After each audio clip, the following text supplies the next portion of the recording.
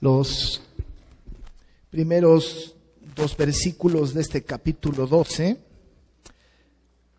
los voy a repetir. Dice: por tanto nosotros también, teniendo en derredor nuestro tan grande nube de testigos, despojémonos de todo peso y del pecado que nos asedia, y corramos con paciencia la carrera que tenemos por delante, puestos los ojos en Jesús, el autor y consumador de la fe, el cual por el gozo puesto delante de él sufrió la cruz, menospreciando el oprobio, y se sentó a la diestra del trono de Dios.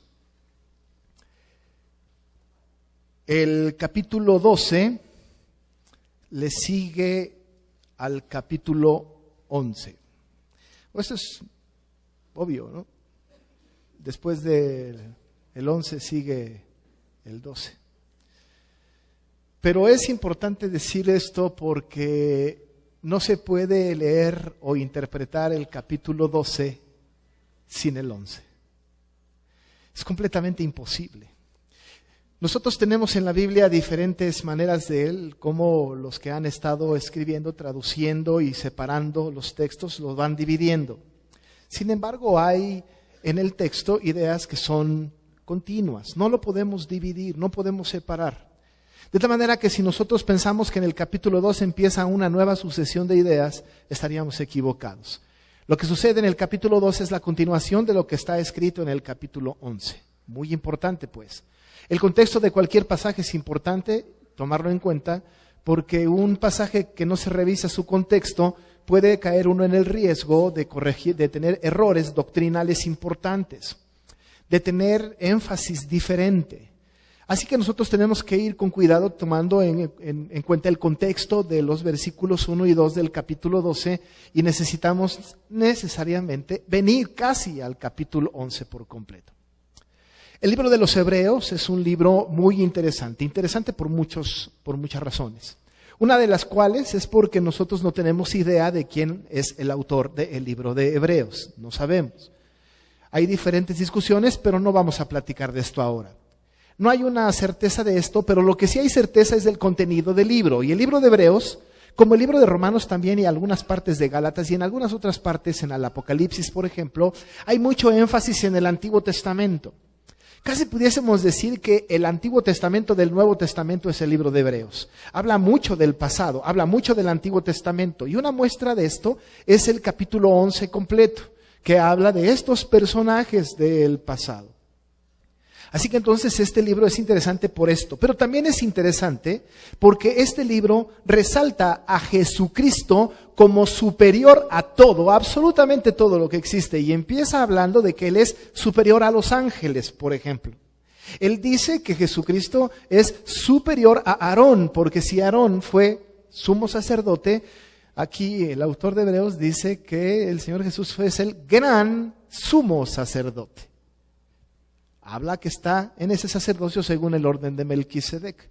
Lo pone por encima de los ángeles, lo pone por encima del sacerdocio, lo pone por encima de todas las cosas. No hay algo que esté por encima de Jesús. Jesús, pues, es el absoluto, el que está por encima de todas las cosas. Y por cierto, también el libro narra cómo Jesucristo es el autor de la fe. Y en esta escritura que hemos leído, habla de que es autor y consumador de la fe. Muy importante esta idea central en el libro de los Hebreos. Este libro, conforme va avanzando, entonces va añadiendo información a esto que es importante, que es la fe. Ya en el capítulo 11 entonces empieza hablando de una serie de personajes que los va a ir narrando uno por uno, y el énfasis que va a poner en estos personajes es el asunto de la fe. Nosotros hemos cometido algunos errores. En algún momento hemos hablado de que estos hombres que están ahí en el libro de los Hebreos, en el capítulo 11, hemos dicho son los héroes de la fe. Pero cosa más alejada de la realidad. No podemos nosotros atribuirles nombres a nadie cuando la Biblia no nos autoriza para ponerle nombre a nadie, títulos, pues adjetivos. No podemos decir nosotros que los hombres que están citados en el capítulo 11 son héroes de la fe, no son héroes de la fe. Una persona que es héroe es una persona que ha salvado a un pueblo o a una persona o a un grupo de personas, y normalmente se les erige un monumento y se les da cierta veneración. Pero estos hombres del Antiguo Testamento no son de ninguna manera héroes. Si tuviésemos que buscar un héroe en la Biblia, pues ese tendría que ser Jesucristo en todo caso. Pero aquellos hombres de ninguna manera fueron héroes, ellos no fueron héroes. Y la Biblia testifica de que no hay esta posibilidad de que les llamemos héroes de la fe, como si hubieran hecho un gran esfuerzo para eso. Lo que sucede es que va narrando la historia de estos y va contando de su fe, que su fe fue tan genuina que le creyeron a Dios cuando Dios les dijo que salieran de su lugar a un lugar que no conocían, o cuando Dios les dijo que ofrecieran una ofrenda, o cuando Dios estableció la Pascua, o etcétera. Pero entonces estos hombres eran testigos de un Dios portentoso del Antiguo Testamento, un Dios que había hecho caminar al pueblo en el desierto, un Dios que había sido presente en la vida del pueblo escogido por Dios, y ellos habían sido testigos de semejante cosa.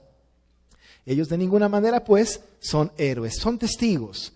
Nosotros, por ejemplo, tampoco somos héroes, somos también testigos. Ninguno de nosotros, cuando va a predicar el evangelio a otra persona y la otra persona se acerca a Cristo, decimos: yo soy un héroe porque salvé a tal cual, porque el único que salva, pues, es Cristo.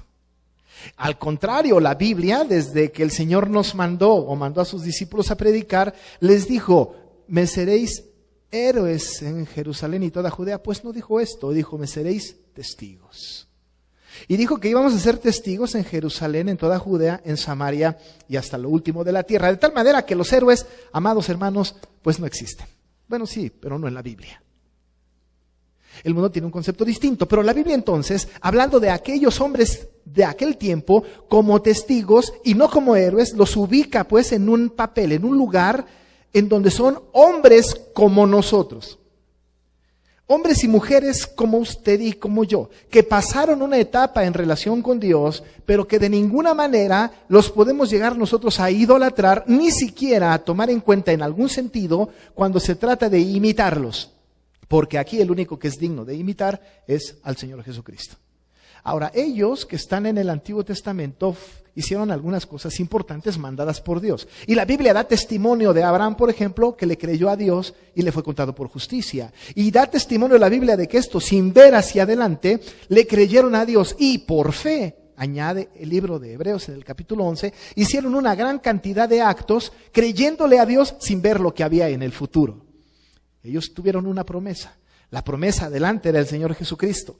Y ellos, viendo esa promesa lejana, que no era más que una promesa, la palabra de Dios comprometida con el hombre, aquellos creyéndole a Dios en esa promesa, hicieron lo que hicieron.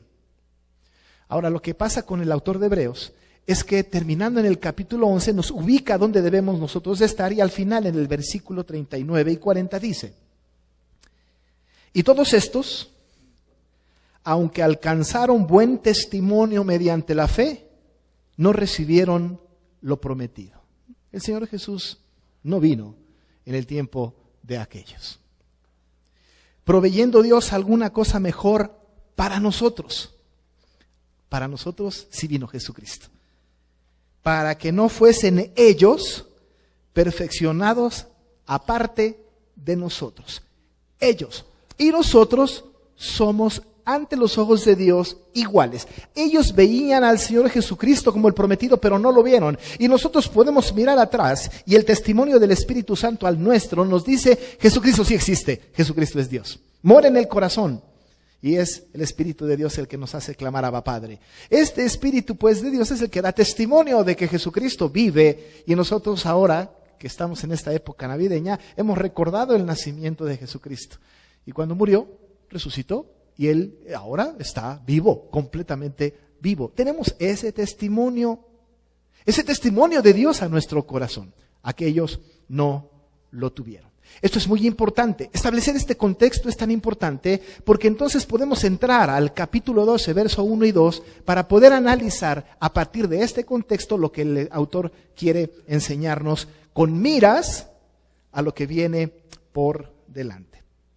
Titulé este sermón: la carrera que tenemos por delante. ¿Es importante el pasado? La respuesta es sí.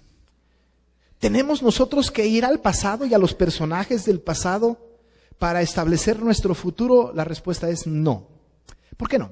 Porque nosotros tenemos que estar viendo a Jesús y ser dirigidos por la palabra. Y nosotros, como iglesia presbiteriana Príncipe de Paz, y las personas que nos visitan seguramente en su iglesia también, o en algunos pasados, no podemos nosotros cifrar nuestras esperanzas del futuro en actividades del pasado y traerlas como baluartes de la verdad hacia el futuro. Lo que tenemos que hacer entonces es centrar nuestra atención en lo que es verdaderamente importante. Como testigos, nosotros lo mismo que aquellos. Dice la Escritura, en este afán de dirigirnos hacia la carrera que tenemos por delante, dice, por tanto, en el capítulo 12, verso 1, y es muy bueno que no cierre su Biblia para ir corroborando estas verdades, dice, por tanto es una frase causal, es causa y efecto. La causa es todo lo que se dijo en el capítulo 11. El efecto es todo lo que viene a continuación. Por tanto, establece una liga obligatoria entre el capítulo 11 y el capítulo 12. No podemos, pues, con esta cláusula, hacer a un lado al 11 sin considerarlo. Tenemos que tomar en cuenta a esta gran historia de testigos para poder entrar al capítulo 12. Dice entonces, por tanto, dado lo que acabo de decir, dado todo lo que acabo de citar, por tanto, dice él, también nosotros, también, pues ¿quién más? Pues aquellos hombres testigos de la fe del capítulo 11. Nosotros también, como ellos. Así que entonces establece esta relación y va a poner esta relación ahora para nosotros. Dice, por tanto nosotros también, y añade, teniendo en derredor nuestro tan grande nube de testigos, despojémonos de todo peso y del pecado que nos asedia y corramos con paciencia la carrera que tenemos por delante. El autor va a tomar una metáfora. La metáfora es el de las carreras. Es importante que sepan que en aquella época el imperio romano y el imperio en general, todos los imperios dominantes de aquella época, tenían juegos, hacían deportes importantes, de competición, serios. Había carreras, era una de las disciplinas más socorridas, con caballos o a pie. Pero había carreras, había juegos en aquel tiempo. En aquel tiempo había juegos en el imperio de aquel tiempo. Normalmente lo que acostumbraban era para que la gente se olvide un poco de los asuntos políticos y lo que está sucediendo en el imperio, pues vamos a ponerles algún juego, vamos a distraerlos un poco, vamos a darles de comer para distraerlos y entonces un poco de pan y circo. Hoy día vivimos algo semejante. Pero pan y circo. Y entonces distraían a la gente con todo esto, pero entonces establecieron estadios para esto. Había dos clases de estadios. Un estadio en donde había una gran terracería en medio y gradas de los dos lados. Gradas aquí, pero enfrente y atrás no había porque seguramente se utilizaban para las carreras de los caballos que llegando a la meta desbocaban y seguían. Entonces había gente de este lado y gente de aquel, pero de los otros extremos no. Pero había otros estadios, como el Coliseo, en donde estaba completamente cerrado el estadio, enfrente de la arena, y los juegos se llevaban a cabo dentro de la arena, y alrededor de ellos una gran cantidad de tribuna, una gran cantidad de gente que eran testigos de lo que estaba sucediendo en medio del juego, y podían participar y ver lo que estaba pasando. Y en aquel tiempo había carreras también circulares, como las hay hoy en día, y hay estadios hoy día en donde las pistas olímpicas son circulares, solamente en el maratón que salen a la calle, pero dentro del estadio hay carreras de ciertas distancias que solamente dan vueltas, un X número de vueltas y entonces llegan a la meta. Y todos los que están expectantes allá viendo aquella carrera son testigos de lo que está ocurriendo. Y la gente que está siendo testigo de lo que está sucediendo allá está viendo al corredor, sobre todo al favorito, y está siendo testigo de la carrera de esta persona que está corriendo. Algunos estarán criticando, tiene una ropa muy pesada. Algunos dicen está como cojeando. Otros dicen se me hace que no entrenó lo suficiente. Y entonces todos los testigos de la carrera están atestiguando la carrera. El autor entonces toma la metáfora de las carreras para hablar de esto que quiere él decir que es tan importante. Y él está diciendo entonces, teniendo en derredor nuestro tan grande nube de testigos. Pensando en esta metáfora, pensemos que nosotros somos los corredores y alrededor de nosotros hay una gran nube de testigos. ¿Cuáles son esos testigos? Bueno, pues los testigos pueden ser, primero, aquellos del Antiguo Testamento, testigos de fe, testigos de ejemplo, que desde luego ahorita no nos están viendo, pero que son testigos porque ellos atestiguaron y aún muertos, su voz sigue teniendo fuerza. Dice el capítulo 11, versículo 4. Por la fe, Abel ofreció a Dios más excelente sacrificio que Caín, por lo cual alcanzó testimonio de que era justo, dando Dios testimonio de sus ofrendas, y muerto, aún habla por ella. Aún muertos siguen dando testimonio. Tenemos como testimonio escrito, como testimonio de fe a todos aquellos del Antiguo Testamento, pero uno más. Ahora, hoy día, nuestros testigos o los testigos que hay alrededor de nosotros es la propia iglesia, el otro creyente y el mundo. Ahora, que si usted pensó que está caminando en esta carrera sin que nadie lo vea, le doy una información. Hay alrededor de usted una grande nube de testigos. Testigos que lo ven, testigos que lo siguen, testigos que están pendientes de su vida, testigos que son agudos, testigos que de repente dicen, pues no, que era muy cristiano. Testigos que están viendo nuestra carrera. Alrededor de nosotros tenemos una grande nube de testigos. No estamos solos. Y la carrera que tenemos por delante es una carrera que tenemos que correr en el entendido de que hay una gran cantidad de personas, su vecino, su compañero de trabajo, su hermano en la fe, su familia, que están viendo la conducta del creyente. No está solo. Tenemos alrededor nuestro una grande nube de testigos. Alguna traducción diría una gran multitud, el estadio lleno de testigos que lo ven, que lo vigilan, que dan testimonio de su fe.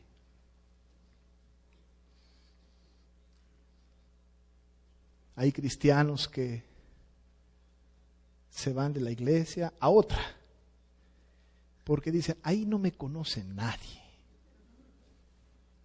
Ni se van a enterar de lo que he hecho. Pues hay alrededor de nosotros una grande nube de testigos. A mí me asombra, amado hermano, cómo la iglesia presbiteriana es tan pequeña. Por donde quiera que voy, encuentro gente que conozco. Así que si yo estoy cometiendo un pecado, en todos lados se enteran. Yo viví en Playa del Carmen y Playa del Carmen es más pequeño que la delegación más pequeña del DF. Allá cualquier cosa que haga uno, todo el mundo se entera. Pueblo chico, infierno grande. Pero en el DF es maravillosamente confundible la vida del creyente. Porque si vive en Iztapalapa, puede estar cometiendo su pecado por allá, por Coajimalpa. Y ni quien se entere. Puede uno permanecer en el anonimato, pero dice la Escritura, alrededor de nosotros tenemos una grande nube de testigos que está viendo, que está pendiente de la carrera. Eso hace que la conducta del creyente entonces sea modificada. Entonces la carrera que tenemos que por delante tiene que ser muy cuidada, entendiendo que estamos nosotros siendo vistos por la grande nube de testigos y que más, por el Señor, que Él conoce nuestro andar y nuestro reposo. Y todos sus caminos le son conocidos.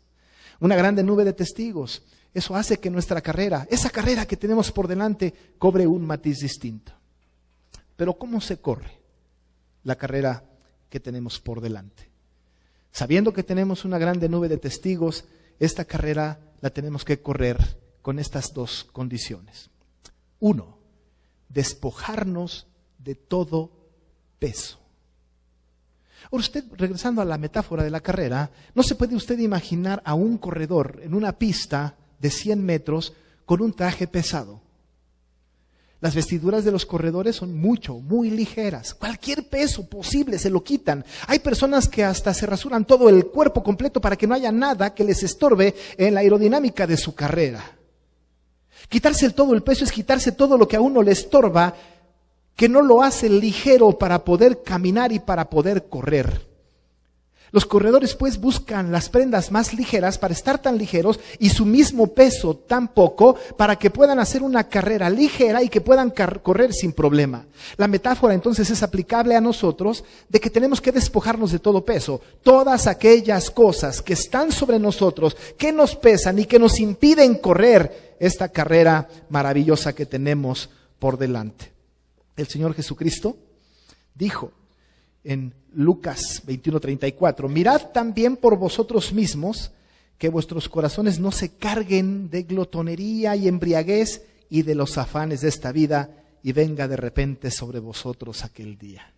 Los afanes de esta vida, la preocupación, pero a veces otras cosas, la codicia, la envidia, la mentira, el odio, el rencor, esas cosas que nos causan mucho peso. Esas cosas que cuando usted llega a la iglesia dices que no puedo ver a esta hermana. Estas cosas que hacen que usted no quiera venir a la iglesia porque piensa que está lleno de hipócritas. Este peso que tiene usted, que está en su corazón tan arraigado, que le hace justificarse a usted mismo para no correr la carrera con ligereza. Ese peso que le estorba para poder tener una vida de devoción profunda con el Señor. Este peso que le hace usted culpar a otros para justificarse a sí mismo. Ese peso que hace que nosotros no podamos correr con ligereza. Y que normalmente no tenemos nosotros la culpa. Siempre alguien más tiene la culpa. Pero es un peso que tenemos. La falta de perdón es un peso tremendo. Porque cuando no perdonamos, no podemos vivir en paz y tranquilidad. ¿Y cómo correr la carrera sin el perdón? La falta de amor es un peso terrible. ¿Y cómo puedo correr la carrera que está por delante si no amo a mi hermano y a mi hermana? La falta de unidad es otro peso. ¿Cómo puedo correr la carrera con ligereza si no estoy trabajando en la iglesia como un cuerpo? Despojémonos de todo, pues eso tiene que ver con quitarnos todo aquello que nos estorba y nos carga para correr la carrera que tenemos por delante. Recuerde, delante de usted hay una grande nube de testigos. Pero el escritor no solamente habla que nos tenemos que despojar de todo peso, sino que además habla de que nos tenemos que despojar del pecado que nos asedia. El pecado que nos asedia, mi amado hermano. Todos tenemos un pecado consentido, un pecado oculto, algo que nadie sabe. Casi podemos ver a los ojos a cada uno y decirle, tú tienes un pecado oculto. Y si hiciéramos un ejercicio y yo llegara con alguien y le dijera, ya conozco tu pecado oculto, estoy seguro que se pondría rojo de la vergüenza, aun cuando yo no conociera absolutamente ningún pecado oculto de esa persona. Porque todos tenemos un pecado que nos asedia. Hay algo que está en nuestra vida, un pecado que está tan arraigado. Y la palabra en el original tiene que ver con algo que está agazapado en nosotros. Nos tiene tan agarrados que no nos podemos quitar de encima. ¿Cómo corremos la carrera con ligereza si tenemos este pecado que nos asedia? Mi amado hermano, hay pecados terribles, ocultos, que nadie conoce nada más que usted y Dios. No puede correr la carrera si tiene este pecado oculto. No puede estar caminando en el camino del Señor si tiene un pecado que está consintiendo y que usted conoce. No puede andar caminando en una carrera si usted el domingo tiene una vista y tiene problemas con el alcohol en la semana. No puede estar usted caminando esta carrera, joven, si están en la iglesia y viven una vida de fornicación entre semana. Ese pecado que nos asedia, no puede usted estar en paz si está viendo pornografía. Ese pecado que nos asedia es el pecado que nos tiene agazapados, que está encima de nosotros y que hace que nosotros detengamos la marcha. No podemos caminar el 2014 de esa manera. Tenemos que despojarnos de todo el peso. Tenemos que despojarnos del pecado que nos asedia. Ese es un trabajo que tiene que hacer usted solo con el Señor. Nadie lo puede hacer, porque estoy seguro de que no le va a confesar a nadie su falta. No le va a ir a decir al hermano o a la hermana: lo que pasa es que vivo en adulterio y nadie lo sabe. Es algo que tiene que vivir solo. Tengo problemas con el alcohol y el cigarro. Tengo problemas con una preferencia sexual. Ese pecado que le asedia es el pecado que le impide correr la carrera con ligereza. Tenemos que recordar que en derredor nuestro hay una grande nube de testigos. Y ese pecado que usted tiene oculto, ¿sabe qué? Alguno de sus testigos lo conoce.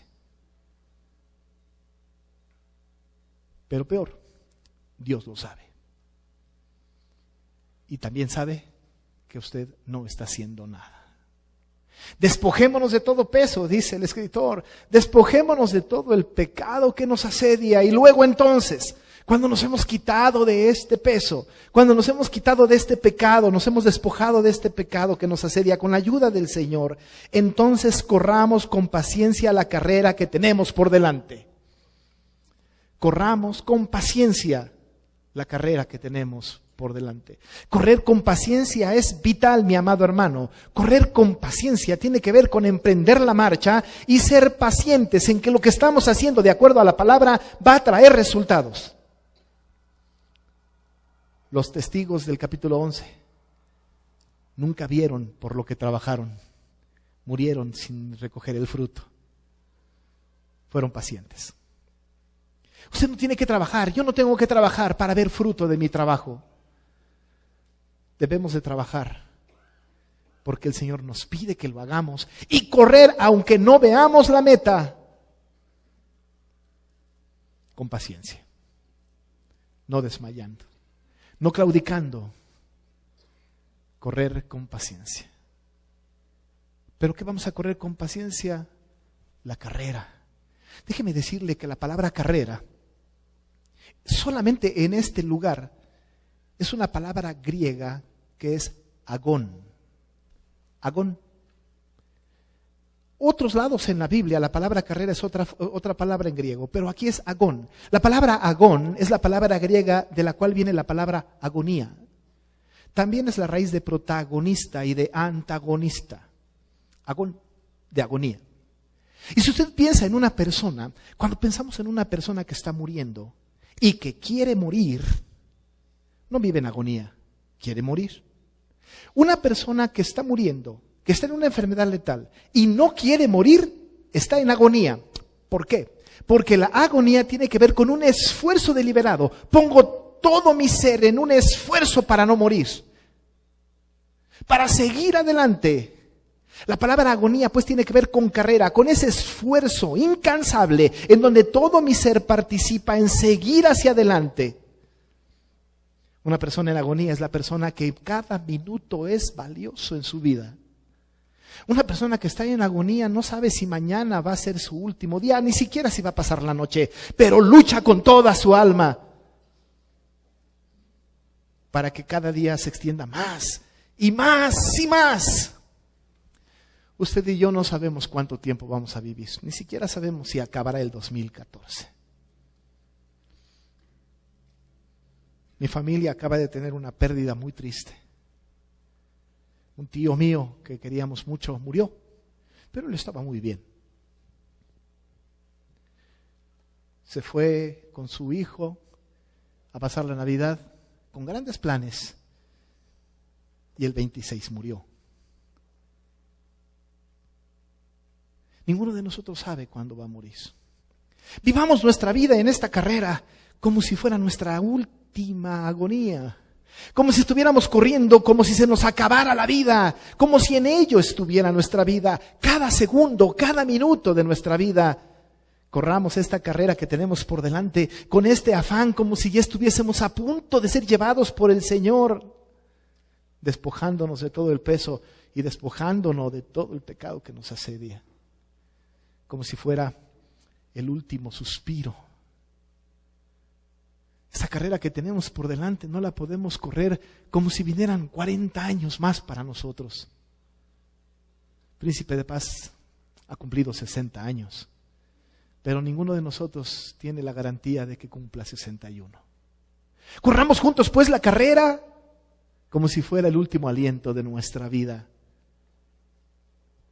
despojándonos de todo peso, quitándonos el pecado que nos asedia. Pero no vamos a poner los ojos en personas del pasado.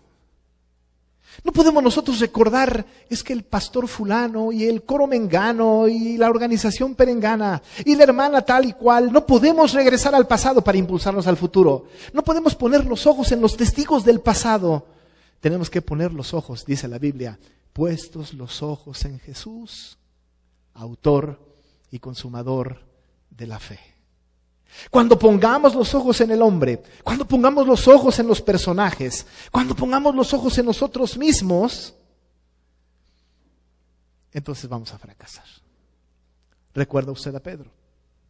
Estaba en el mar, una gran tempestad.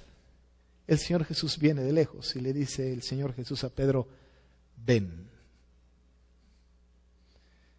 Pedro vio a Jesús, bajó un pie, bajo el otro. Una gran tempestad, un Cristo enfrente y Pedro caminando por lo sobrenatural en el agua. ¿Quién puede hacer esto? Porque mientras que la mirada está puesta en Jesús, podemos andar por lo sobrenatural. Pero en un instante Pedro se dio cuenta de la tempestad. Vio para abajo y vio el mar. Se dio cuenta de su propia desgracia. Se vio a sí mismo incapaz y se pensó a hundir. Mientras estuvo la mirada puesta en Jesús, anduvo por lo sobrenatural. Cuando se vio a sí mismo y la situación en que estaba, se empezó a hundir. Puestos los ojos en Jesús. Si usted conoce de Jesús, que por cierto menciona a Jesús y no Cristo ni Mesías, para exaltar la humanidad de Cristo, como nosotros. Puestos los ojos en Jesús. Si usted conoce a Cristo, no despegue su mirada de Jesús. La carrera que tenemos por delante en el 2014, amados hermanos, tiene que ser con nuestros ojos puestos en Jesús. Si usted pone sus ojos en el pastor, le voy a llevar al fracaso el 2 de enero. Pero si pone los ojos en Jesús, entonces podemos correr la carrera que tenemos por delante. Y si no es creyente, tiene la carrera perdida. Porque Él es, solo Él, el autor y consumador de la fe. Solo Cristo. Solo Cristo salva. No hay camino sin Cristo. No hay carrera que correr sin Cristo. No hay otra fe, porque Él es el autor y el consumador de la fe. La carrera que tenemos por delante, amados hermanos, es una carrera que la tenemos que correr con Él. Recuerde que hay una gran nube de testigos. Quítese de todo el peso que le estorba. Quítese el pecado, ese oculto que le asedia. Corra con paciencia como si fuera el último aliento de su vida. Puesto sus ojos en Jesús, autor y consumador de la fe. Si esto hacemos como iglesia, y si esto hacen hermanos de las iglesias que nos visitan, entonces correremos una carrera con mucha ligereza. Y oramos para que el Señor dirija nuestra carrera siempre poniendo los ojos en Jesús, porque Él es el único que merece nuestra atención. Y nosotros, cada culto, tenemos un auditorio de una persona, Cristo. Y por Él y para Él hacemos todas las cosas. A Él sea la gloria por los siglos. Oramos.